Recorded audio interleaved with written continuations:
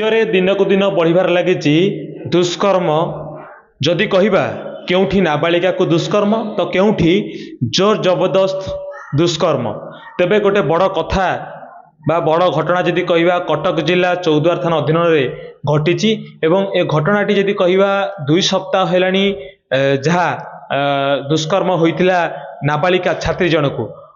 जदि पूरा घटना उपर कहवा चौद्वार थाना पुलिस जड़े वरिष्ठ अधिकारी घटना तदंत करिसंती एवं तदंत मध्य आहुरी आगू करुचंती। तेबे जहाँ सूचना मिलिला जे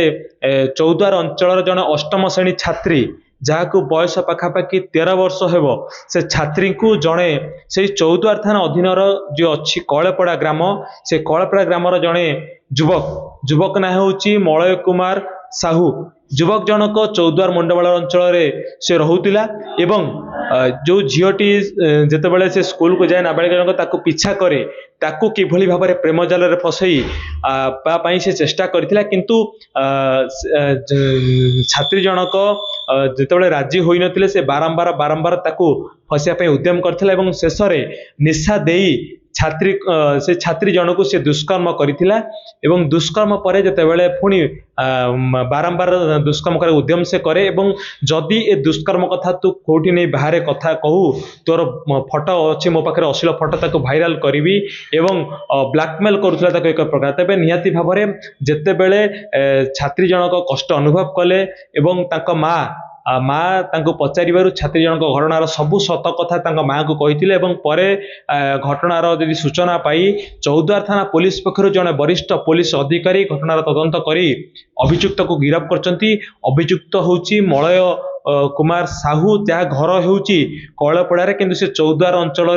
गोटे साही से रोते एवं 22 वर्ष। निहाती भाव में गोटे बड़ दुखद कथा बा लज्जार कथा जदि कहवा चौद्वार अंचल पाई एवं पुलिस तांको गिरफ्त करी डाक्तरी माइना करी चौद्वार जेल को पठाई देछि एवं अन्य पक्षरे छात्री जनक जेहेतु से